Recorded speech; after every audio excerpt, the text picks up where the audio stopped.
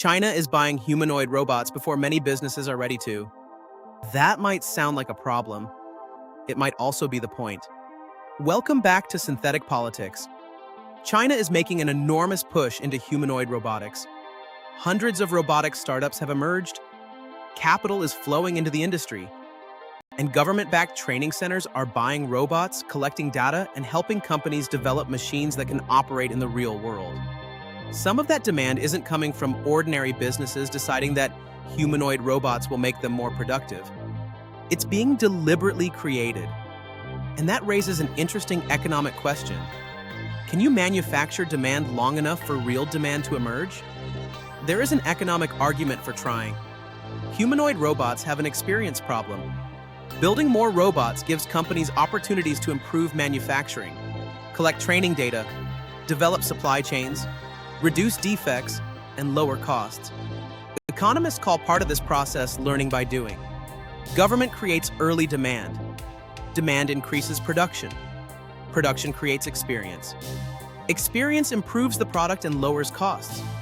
Eventually, businesses may decide the technology is useful enough to buy without government support. If that happens, government demand doesn't have to represent the final market. It only has to help bridge the gap until one develops. And we have seen something similar before. In the 1970s, South Korea aggressively promoted heavy and chemical industries through favorable credit, tax benefits, and infrastructure.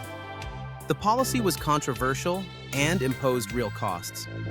But later research found that supported companies continued growing faster long after the subsidies ended.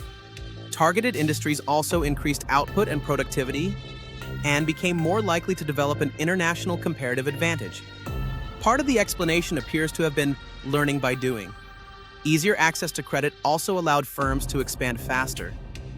Temporary support increased production. Production created learning. And some of those capabilities survived after the support disappeared. But South Korea doesn't provide a recipe China can simply copy. There's an important difference. Industries like steel and shipbuilding were catching up to technologies with proven demand elsewhere. No country has yet demonstrated durable, large-scale commercial demand for humanoid robots. China isn't just accelerating toward a known market. It's betting that one will develop. And Korea also demonstrates the downside. Researchers found evidence that the same industrial policy increased resource misallocation among supported firms.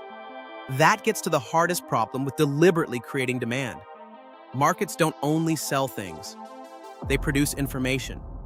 When a factory voluntarily spends its own money on a robot, that tells us the factory believes its productivity, reliability, and cost justify the purchase.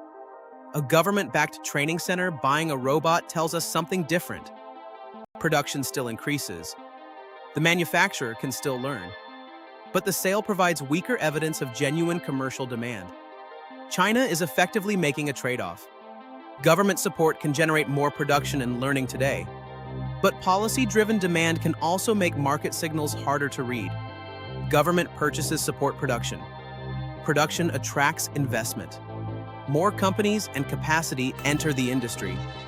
If the technology improves enough, that can accelerate commercialization. If it doesn't, support can keep weak companies and designs alive, while the industry builds capacity for a demand that never arrives. Chinese officials themselves have warned about the potential for a humanoid robotics bubble, while commercialization still lags behind investment. Chinese policymakers appear to recognize the risk that investment and production could outrun genuine commercial demand. And we're already seeing reasons to watch both possibilities. XPeng's robotics business recently raised more than $900 million to accelerate humanoid development and commercialization. At the same time, Unitree's experience in public markets has shown how quickly enormous expectations can collide with questions about profitability and commercial demand. Neither tells us which path China is ultimately on. They tell us the experiment is underway. The eventual market test is straightforward. Do private businesses begin placing repeat orders because robots are reliable and productive enough to justify their cost? If they do, government-created demand may have helped build a commercially viable industry. If production keeps rising while robot makers remain dependent on government-backed buyers, support may simply be postponing the demand problem. That's the economic gamble. China doesn't need today's government purchases to become permanent. It needs them to generate enough experience, capability, and cost reduction that tomorrow's customers voluntarily replace them. If that happens, artificial demand helped create real capability. And real capability created real demand. If it doesn't, China may become extremely efficient at producing something customers still don't value enough to buy. Do you think China's strategy will help humanoid robots reach commercial viability faster? Or will government support keep too many companies alive before real demand exists? Let us know in the comments. If this breakdown was useful, hit like and subscribe to Synthetic Politics. We'll be back when there's more to report.